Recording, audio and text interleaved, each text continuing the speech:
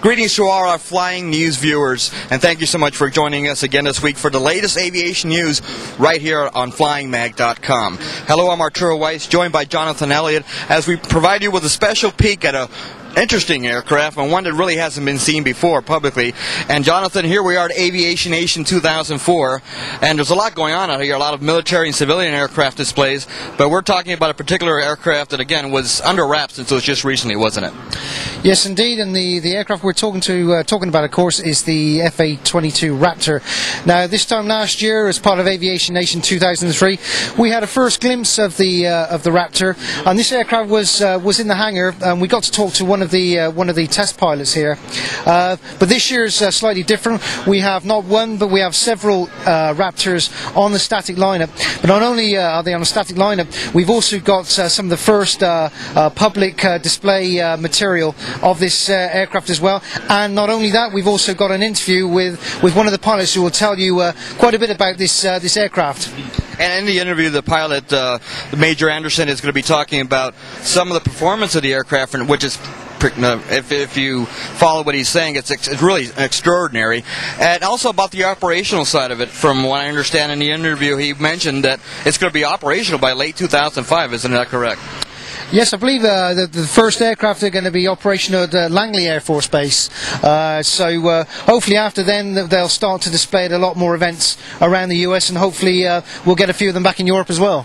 So here we are, we're at Aviation Nation, as mentioned, and by the way, AirsideTV.com is going to provide extensive coverage of the event over the weekend here, as we're doing various types of coverage, including interviews with some Hall of Famers from the Aviation Hall of Fame, as well as the aircraft flying and static displays. But for now, we ask you to enjoy this special peek at the F-22, both on the ground and in the air, and speaking to the man who flies this beautiful aircraft. Once again, thank you for joining us on Flying News. We look forward to seeing you next week. Major, here we are at Aviation Nation, and if I recall correctly, it's the first public venue where we're going to see the F-22 flying. Is that correct? That is true. My name is Major Robert Garland. My call sign is Shark. I'm attached to the 422 Test and Evaluation Squadron here at Nellis. Our job is operational test, and today and this weekend we have the opportunity in Aviation Nation to fly the Raptor for the first time, demonstrating some of its capabilities, but specifically just giving the public the opportunity to see the jet. Now, you're an experienced F-15 pilot, and by the way, congratulations on reaching 2,000 hours. Tell us about that transition from the F-15 to the 22. How easy was it, and what are some of the differences between the two aircraft? The transition from F-15C to the Raptor is incredibly easy. It's a very easy airplane to fly, to take off, to fly, to navigate from A to B, and then to come back and land. Maneuverability is incredible. It's very easy from the pilot's perspective in order to fly. The very difficult thing, though, is to learn how to manage the system, because it is a giant flying sensor. We use the 4 tenets of low observable, so LO technology. We have super cruise capability with the monster motors that Pratt & Whitney gave us with the F-119. We have the integrated avionics, and then we have extreme maneuverability.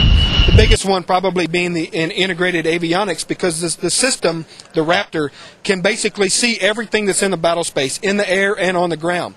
We can program that through intelligence, where we already know where threats are. As an example, we can see those, and then we can avoid them if we have to. But the problem is, from a pilot's perspective, it's not a problem, it's a challenge, is to learn how to manage all of the information that the airplane gives you. Going from the F-15C, 4th generation type technology, which was designed in the late 60s and actually was fielded in 1972, first time the F-15C flew, to what we have now, America's greatest technology in the F-22 Raptor, is leaps and bounds beyond what we could have expected. As a pilot, I thought that I was extremely smart in terms of air combat and tactics as a weapons school instructor, Air Force weapons school instructor. But now in the Raptor, everything that I knew was just kind of that precursor to take this weapon system into the next decade and well into the next century for America's air power. It's an incredible insurance policy for our country, both defending our country or defending our interests abroad. It's a phenomenal weapon system. You mentioned maneuverability. That's via vectoring, thrust vectoring, pardon me. Some aircraft come to mind, the Su-2730 and so forth. Does this aircraft even compare to that technology, or how does it exceed what those aircraft used in their designs back a few years ago? The funny thing about the designs you talked about is that they're not operational. Those guys primarily fly in air shows or give demonstrations, primarily. This airplane that you see behind you is going to fly today, and it's going on operational capable Langley Air Force Base of 27th Fighter Squadron in December of '05. So America's technology on the forefront is taking our defense into this the next century with an airplane that's going to do that next year. We're operationally testing that right now. If you want to compare maneuverability, i.e. using the thrust vectoring for one airplane to another, nothing compares to the Raptor. Everything that we have seen fighting with F-15Cs or F-16s as an example in the Air Force against different type threats, it doesn't compare at all. So if I take an F-15C out and go fight against an F-22, then it's not a fair fight, and it's going to be over within about 60 seconds. The Raptor is going to win from a defensive posture or from an offensive posture within visual range as an example.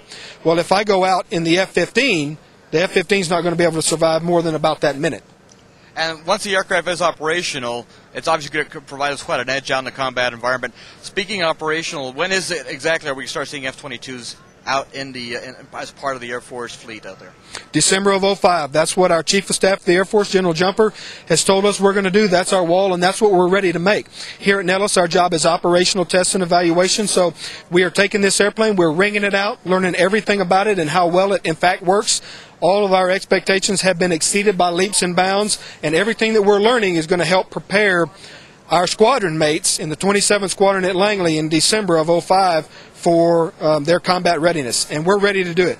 Part of getting it operationally, obviously, is convincing Congress that they need to buy some of these aircraft and getting more into fleets. Is that part of the whole process of demonstrating the capabilities of the aircraft and having those in Congress to allow you to give you the budget to purchase it more? That's exactly right. We just completed initial operational test and evaluation of the Raptor down at Edwards, and now we're flowing into operational test and evaluation. We'll do some more final testing as well prior to IOC, but that's exactly right. Everything that IOT&E at Edwards saw was phenomenal, and everything that we are seeing here is phenomenal as well. And we are getting that word to all of our leaders. They're passing that up the chain, and so our goal obviously is to get as many of these airplanes as we can possibly get because the capability is endless. It's a phenomenal weapon system. Well, while that happens, we're going to get a taste of you in action out here in Nellis this weekend, and we look forward to seeing the F-22 in action. First public venture that we're going to, or venue rather, that people are going to see this, and hopefully we'll see it in 2005 protecting our country. Awesome. And thank you for doing that for us as well. Great. Thank you so much for your time.